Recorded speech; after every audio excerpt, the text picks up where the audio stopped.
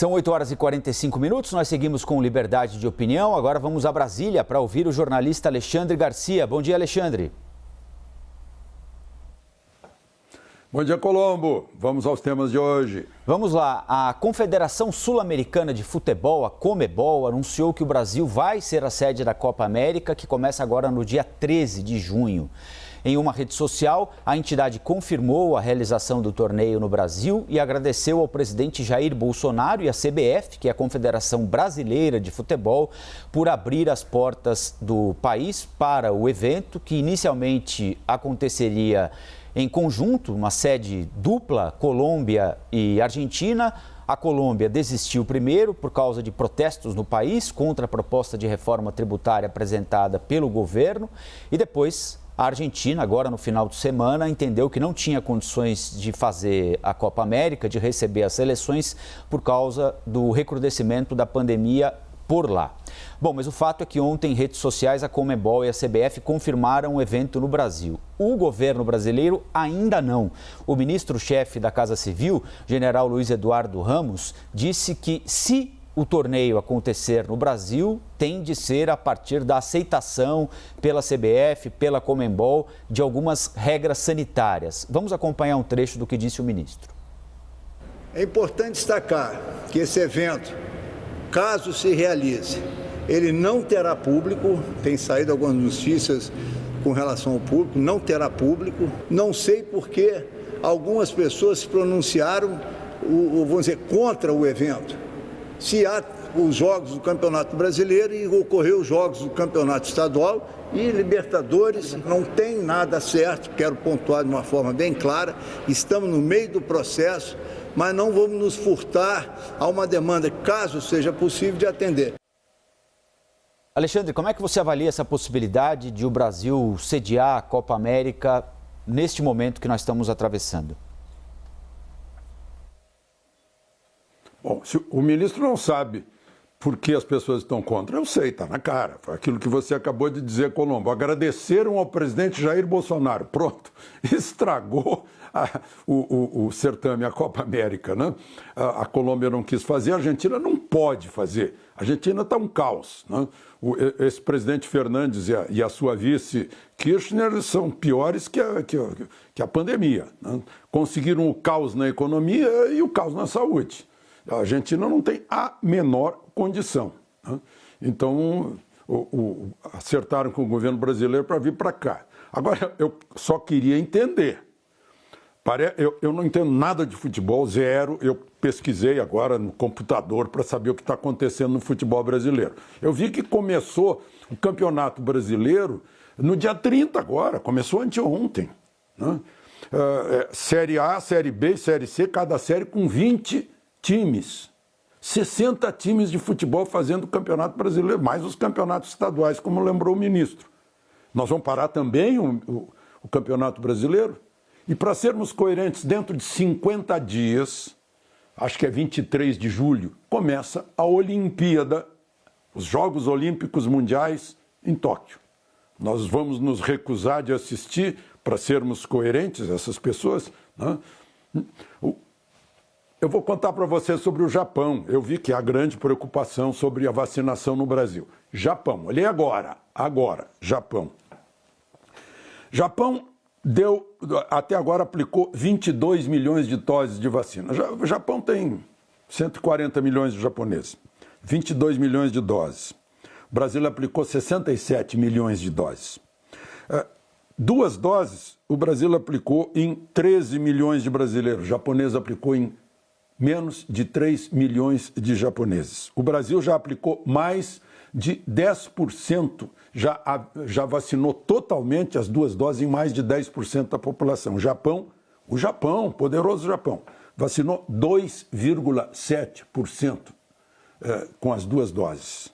E vai fazer a Olimpíada dentro de 50 dias. Só para a gente relativizar a coisa, porque a gente ouve aí as pessoas dizendo que isso aqui é o fim do mundo, nós estamos perdidos, não tem vacina, etc. e tal. Japão vai fazer a Olimpíada. Nós não podemos fazer a Copa América, mas fazemos a Copa do Brasil com muito mais times. Então eu só queria entender, né? Meus o meu quarto, quinto neurônio gostaria de entender uma coisa dessa. Só isso. Alexandre, a organização da Copa América mudaria ou não a preocupação com a segurança sanitária do país? Bom, pois é, o ministro está falando que há segurança sanitária nos estádios, né? Então, aplicar as regras que são regras usuais aí para eventos, né? Tivemos aí manifestações no último fim de semana em que se aplicaram regras de distanciamento e uso de máscara, né?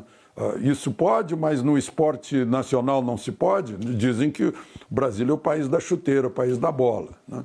Então, eu acho que tem que haver coerência, porque não havendo coerência, o nome disso é hipocrisia. Colombo? Horas depois do anúncio da Copa América aqui no Brasil, feito pela Confederação Sul-Americana de Futebol, o vice-presidente da CPI da pandemia, o senador Randolfo Rodrigues, protocolou um pedido para que a CPI convoque o presidente da Confederação Brasileira de Futebol, Rogério Caboclo, para que ele preste depoimento aos parlamentares. Alexandre, como é que você avalia esse pedido do senador Randolfo, a eventual possível realização da Copa América aqui no Brasil justificaria a ida do presidente da CBF à CPI?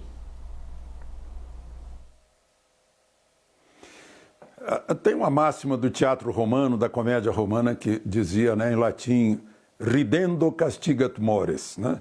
A gente acaba rindo, e o riso é o castigo, né? Eu fico pensando aí no Olavo Bilac. Ouvir estrelas. Parece que perdeste o senso, né? Agora, as pessoas vão dizer assim, era só o que faltava para essa CPI, é convocar o Caboclo para falar sobre futebol, né? Gente, a CPI não se deu conta ainda de que as pessoas estão observando que existe essa transparência e que quando cair no ridículo, isso é a pior coisa que pode existir, né? Quando a CPI tem a oportunidade de buscar caminhos, de sugerir caminhos, de corrigir caminhos para essa pandemia. Mas está se perdendo a cegueira palanqueira, né, de política eleitoral para o ano que vem, está cegando. E aí se comete essas coisas que nós estamos observando, né, que se enquadra bem nos versos do Olavo Bilac, do Ouvir Estrelas. A PGR, Procuradoria-Geral da República, enviou ao Supremo um pedido de abertura de inquérito para investigar o ministro do Meio Ambiente, Ricardo Salles. O pedido é assinado pelo vice-procurador-geral da República, Humberto Jacques de Medeiros, e está baseado na notícia crime apresentada pelo delegado Alexandre Saraiva, que era o chefe da Superintendência da Polícia Federal no Amazonas, exonerado do cargo após acusar o ministro Salles de obstrução da maior investigação ambiental em favor de quadrilhas de madeireiros. A relatora do caso é a ministra Carmen Lúcia. Alexandre, queria que você falasse um pouquinho para a gente sobre esse pedido feito pela PGR ao Supremo e se isso pode, de alguma forma, complicar a permanência do ministro Salles no Ministério. Bom, eu não quero botar nenhum paralelo aí entre o delegado meu xará e o delegado Protógenes Queiroz, que está lá refugiado na Suíça, né? Mas é o delegado que está movendo uma ação contra o ministro do Meio Ambiente. E está nas mãos agora da ministra Carmen Lúcia autorizar ou não. Acho que vai autorizar, né? Tem que autorizar para investigar. E é bom que se investigue, né? E que mostre se houve ou não houve crime. Essa é a grande questão. Houve crime, houve advocacia administrativa, né, em relação a madeireiros, o que houve, né, nessa administração do meio ambiente por parte do ministro Salles, né? O ministro Salles ainda tem a confiança do presidente. Eu citei no outro dia o exemplo de Itamar Franco, quando um ministro dele, no caso o Henrique Argrives, recebeu uma acusação. O Henrique Argrives saiu do ministério, demitiu-se, né? Licenciou-se ou foi embora para se defender, provou a inocência e voltou, foi chamado de volta para o ministério, né? E super fortalecido. Então, vamos esperar. Em primeiro lugar, depende da decisão da ministra, claro que vai autorizar, né? E então que se investigue, né? Se o delegado tem fundamentos nas suas denúncias, né?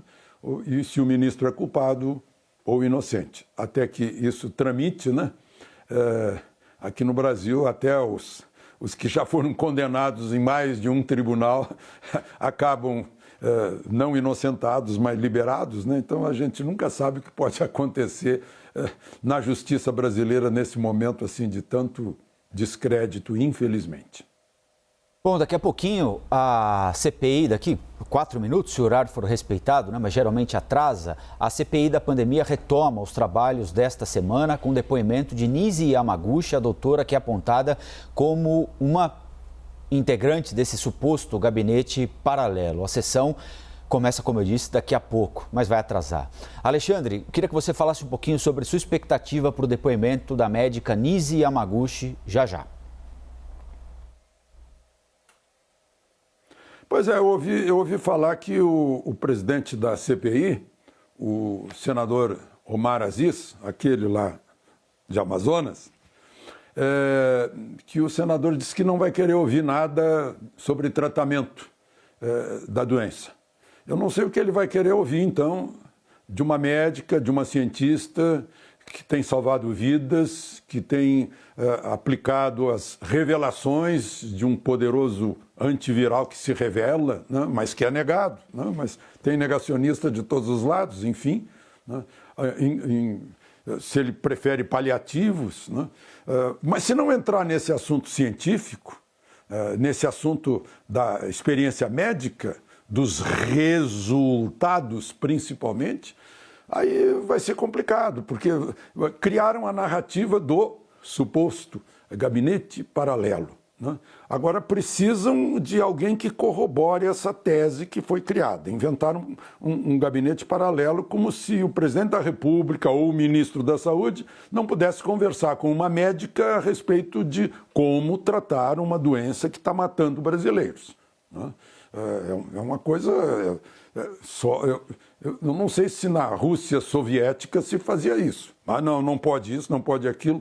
É o politicamente correto em suas últimas consequências, né? Mandando as pessoas fazerem ou não fazerem algumas coisas. Senão a gente carimba. É o carimbo. Assim. Isso aqui é gabinete paralelo, gabinete paralelo, gabinete paralelo.